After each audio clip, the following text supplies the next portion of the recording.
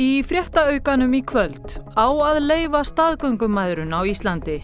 Hvernig var að láta barnið af hendi til systurinnar þegar þið fæddust? Bara að upplifa þessa hamingju þegar fólki fékk barnið í hendurnar. Það var bara dásamlegt.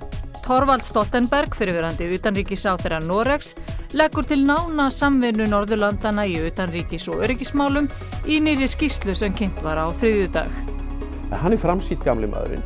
Merkar fornminjar í Mosfellssveit, þar á meðal brot úr perlu sem gæti hafa komið með landnámsmönnum sem fundust þegar hefja átti byggingu Varmárskóla.